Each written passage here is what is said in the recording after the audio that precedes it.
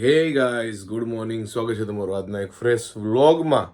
તો ખરેખર આજે સરખું ગુડ મોર્નિંગ કહેવાય, કારણ કે વાગ્યા છે સવારના 5:30. કારણ કે સન્ડે છે, સવારે 6 વાગે આપણે ક્રિકેટ રમવા જવાનું હોય.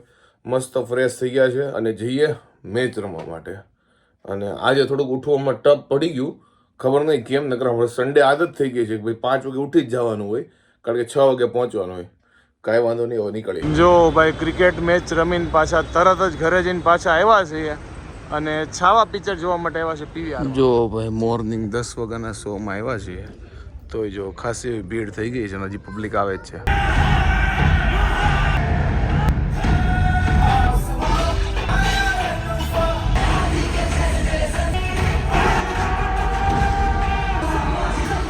તો છાવા મૂવી જોઈને જો ઘરે આવી ચૂક્યા છીએ અને છાવા મૂવીનો તમને શોર્ટમાં મૂવીનો રિવ્યૂ આપી દઉં ને, જેથી તમને ખબર પડે શેના ઉપર છે અને કઈ રીતનું છે.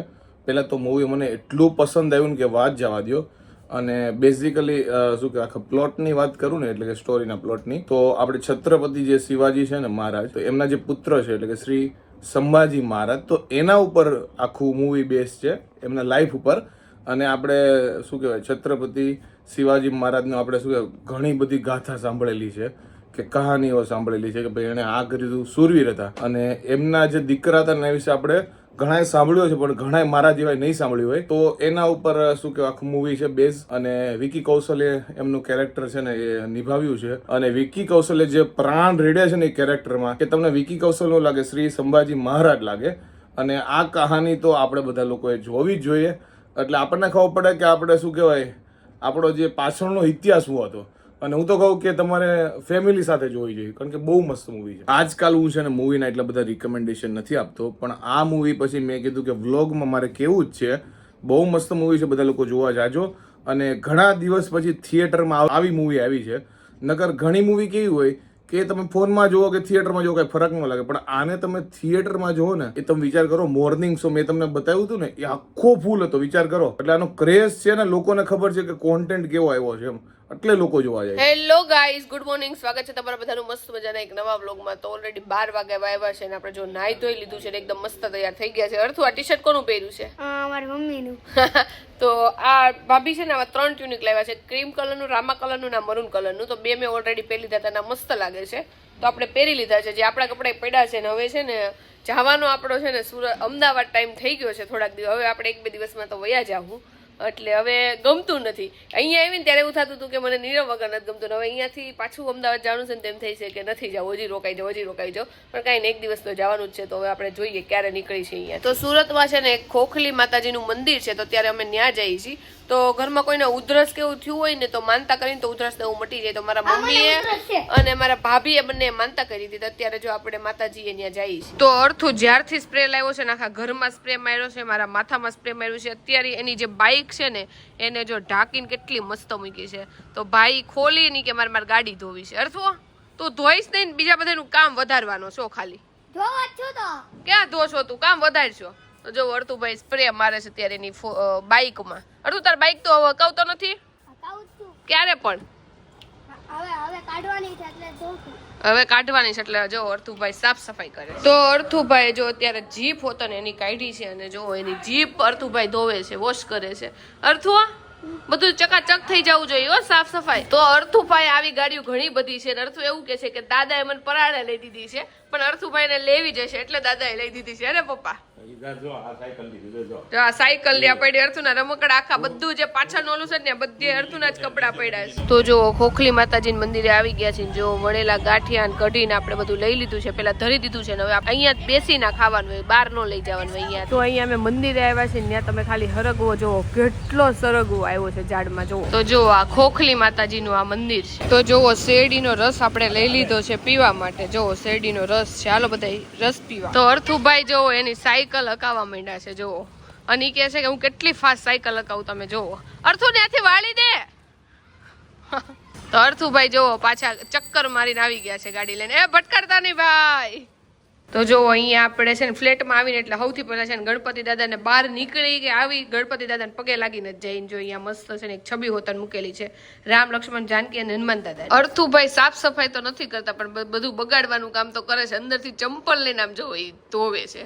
અર્થુ, એટલું બધું કામ નથી કરવું ભાઈ તારે. આ તો એને ચોથી વાર ધોયો છે ને હવે ચંપલ લઈ આવ્યો, જો પગલું સણિયા લઈ આવ્યો છે ને આમ જો આખું ઘર પાણી પાણી કરી નાખ્યું છે આ સ્પ્રે તો. આજે રવિવાર હતો એટલે વહેલા ઉઠ્યા હતા એટલે એટલી નીંદર ભરણાઈ હતી ને કે વાત જવા દી. મારે ફરજિયાત સૂવું પડે એમ જ હતું, પણ મને સૂવાની આદત નહીં તો ઊંઘ જ ન આવે. તો મને 3:30 ઊંઘ આવી, 3:30 યા 3 આજુબાજુ મને ઊંઘ આવી અને હું 5:45 ડાયરેક્ટ ઉઠ્યો અને હું ચાય કરીને જ સૂવા દઉં, કારણ કે મને એમ થાય એકવાર થોડુંક વ્યવસ્થિત જોઈ લો ને તો વાંધો ન આવે. તો અત્યારે આખું શરીર આખું સુસ્ત થઈ ગયું છે, બોલો કે માયરા ન એવું બોડી થઈ ગયું છે અત્યારે. પણ કાંઈ વાંધો નહીં, જેટલો આરામ જતો હતો બોડી એને મળી ગયો છે એવું લાગે છે. જો અત્યારે હું ને મમ્મી ખાવા બેઠા છીએ ટેટી, અને આનાથી ટૂંકમાં વિશેષ કાંઈ ન હોય, કારણ કે ઉનાળો હોય કે શિયાળો હોય ગમે ત્યારે છે ને ટેટી ખાવાની બહુ મજા આવે. મમ્મી ઉનાળામાં જ આવે ને ટેટી? હા, ઉનાળામાં જ આવે. ઉનાળો ચાલુ થયો ને એટલે આવી ગઈ ટેટી અને તરબૂચ. હવે જોર. અને ટેટી ખાવાની બહુ મજા આવે. અમે નાના હતા કે થોડાક મોટા થયા ને ત્યારે કોથળા ટેટી લાવતા, અને હવે ચાલુ થઈ જાય કા મળવાની? હા, હવે ચાલુ થઈ જ ગઈ છે. એમ તો તરબૂચે એટલા આવે છે ને આ ટેટી ચાલુ થઈ ગઈ અને ગરમી ચાલુ થઈ ગઈ. હારો હાર એ વાત સાચી, ગરમી ચાલુ થઈ ગઈ. તો આજે છે ને મારે અર્થુને ને દાદાને ત્રણેયને છે ને સામે જમવાનું છે, સામેવાળાના ઘરે. અને ત્યાં આજે કુંભળિયાનો પ્રોગ્રામ છે ને કુંભળિયાનો લોટ આપણે ડોવાનો છે. તો મને બીક લાગે છે કે ત્યાં હારા બનશે કે નહીં, કારણ કે ઘરે બનાવીને તો કાંઈ બીક ન લાગે, પણ બીજા ઘરે બનાવવાનું હોય ને તો થોડુંક એમ થાય કે બગડી ન જાય આપણાથી. તો આજે રોંઢે છે ને મેં નકરું ખાવાનું જ કામ કર્યું છે. પહેલાં મેં સૌથી પહેલાં દ્રાક્ષ, 2 જાતની દ્રાક્ષ હતી, ઓલી જે લીલા કલરની આવે એ અને બ્લેક, તો એ બંને દ્રાક્ષ ખાધી. પછી ઓલા શેકેલા ભૂંગળા ખાધા, પછી તલની ચીક્કી ખાધી, ચૂરણ ખાધું. અને મારી મમ્મી કે જે મમરા લાડવા ખાવા મેં તો હવે પેટમાં જગ્યા નથી ખાવું, એટલે મને લાગે ઓલરેડી મારું પેટ છે ને આજે ફૂલ થઈ ગયું છે, નકરું આજ ખા જ કર્યું છે. તો અર્થુના મમ્મી એવું કહેતા હતા કે અર્થુ રોવા માંડો અર્થુ તું, એ કે પાયલ ફિયા વહી જાય ને પછી મને નહીં ગમે, હજુ તું રોકાણી છું અર્થુ, તો હાલ તો અમદાવાદ આરે. હું કામ રોવા માંડ્યો તો તને ન ગમે હું વહી જાઉં તો? હે તો કેટલું બધું તો રોકાણી. હમણાં જો અર્થુ રોવા મળે. અર્થુ છે ને ઇમોશનલ બહુ છે, મારી જેવો છે, ઘડીએ પડે રોવું બહુ આવી જાય, બાંધી લઈને પાછો રોવે બહુ. કારથું હે ને આવું જ તાર મારે ભેગું અમદાવાદ? હે નથી આવું? કેમ એમ? તો રોવા હું કેમ માંડ્યો તી તો કે? હે રોવા કેમ માંડ્યો તો? અને આજે રાત્રે અમારા ઘરે છે ને મારી ફેવરિટ વસ્તુ બનવાની છે, રજવાડી ખીચડી. પહેલાં છે ને મસ્ત આપણે બનાવવાના હતા લસપસતા ચૂરમાના લાડવા, પણ અમારે સામે જમવાનું છે એટલે ખીચડી બને છે. જોકે ખીચડી મને ભાવે છે તો આપણે થોડી ઘણી ખીચડી ખાવું ને સામે જમી આવશું ખરા. તો જો અત્યારે ચક્કુબેન ને અંજુ ને બધા જો કાકા ને બધા આવ્યા છે, અને અંજુબેન કપડાં લાવ્યા છે, બધા અમને પહેરી નહીં બતાવ્યા. એમાં સૌથી વધુ મસ્ત ટી શર્ટ તમને બતાવું ને, આ જો 1 પીસ છે, આ બહુ જ મસ્ત છે. અને એક બ્લેક કલરનું ટી શર્ટ ને આ નીચે રામા કલરનું પેન્ટ છે, એની જોડી બહુ મસ્ત છે. જો આ ટી શર્ટ બહુ એટલે બહુ મસ્ત છે, તમને બતાવું. બેન ખોલતો આ ટી શર્ટ.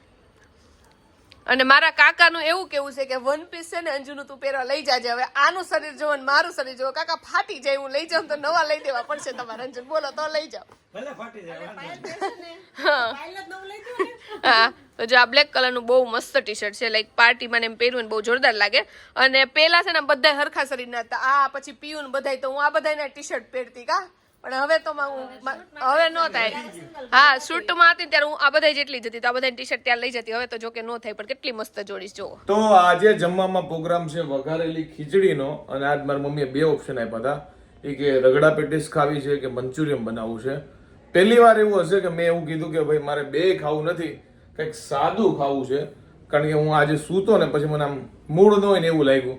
હવે ધીમે ધીમે મૂડ આવી ગયું છે, વાંધો નથી આવતો, કારણ કે હું સુવાની મને આદત નથી એટલે આમ અલગ લાગે છે થોડુંક. બાકી આજ મંચુરિયન મને મેં રગડા પેટીસ બોલો કેન્સલ કરી દીધી છે, ખીચડી ખાવાની છે આજે, ખીચડી મોજ કરવાની છે. તો અમારા સામે જો મેં તમને કીધું હતું કે આજે અમારે જમવાનું છે, તો જો કુંભળિયાનો પ્રોગ્રામ છે, અને જો આ દયા ભાભી છે ને કિરણ ભાભી છે, બધા બનાવે છે. જો અહીંયા નીચે બધા જમવા બેહી ગયા છે. આ લોકો મેં કીધું અહીંયા છે ને હારા બને ને તો સારું, કારણ કે આ ખુદ રસોઈયા છે, એટલે ખરાબ બને ને તો ન આ લઈ ગયા. તો વાંધો નહીં. તો જો આ કિરણ ભાભી ને દયા ભાભી છે અમારા સામે, આ 2 ભાઈ બાજુમાં જ રહે છે. અને આ જયુભાઈ ને દિલીપભાઈ ને બધા જો કુંભળિયા ખાય છે. હારા બન્યા છે ને? હારા બન્યા છે ને? તો વાંધો નહીં. ડેનિસ તે ખાધા કે નહીં? આજે કાનો તો ખાય છે, પણ કાના અંદર કાંદા ન ખાવા છે. દાદા અહીંયા ખાય છે. કેમ છે દાદા? તો વાંધો નહીં. તો જો 2 બાયું બનાવવા માંડ્યા છે, હવે આપણે બેસી જઈએ. તો જો મમ્મી અને ભાભી ને જો અહીંયા સામેથી કુંભળિયા ભજી આવે છે ને એ ખાય છે. મમ્મી કેવા બન્યા છે? બહુ મસ્ત બને. તે બનાવે એટલે હારા જ બને.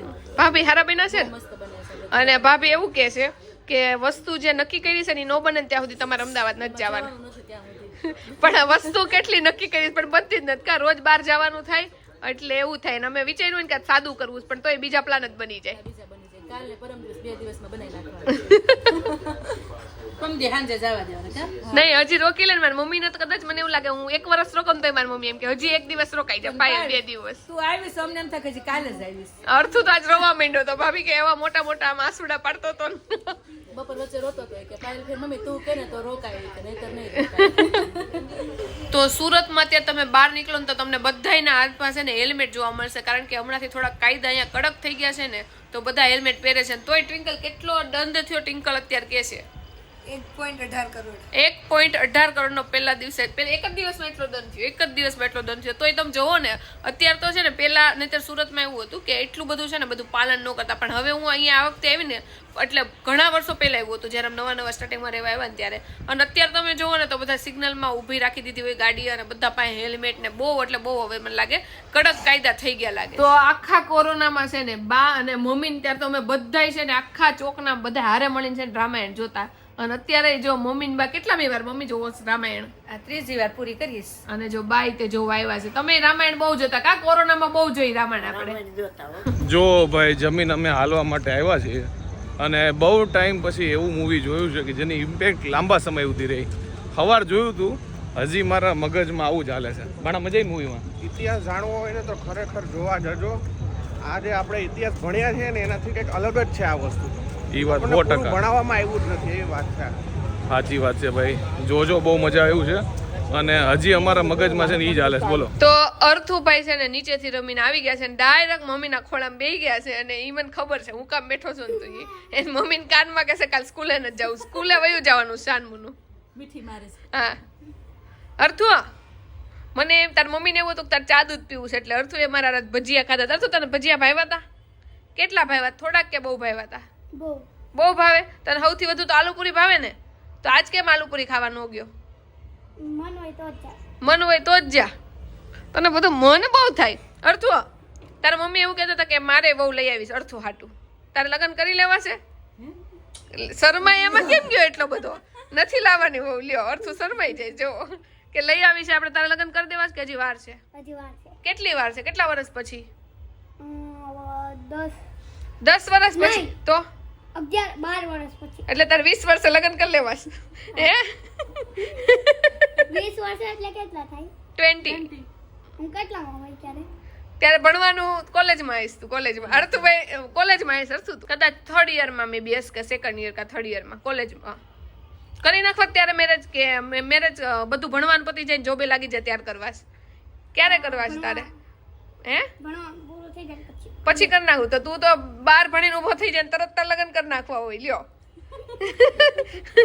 હમણાં જ અર્થુ એક દિવસ કહેતો હતો ઈ કે મારે છે ને કે 12 પતી જાય ને એટલે પછી કે કોલેજ તો મારે કરવી છે ને તો જ હું કરીશ. લ્યો અત્યારથી ભાઈ એવું બોલતા હતા. પાયલ અત્યારે અમારે એના હજી વહુ જેવડા છે ત્યાં વહુ ક્યાં લાવો?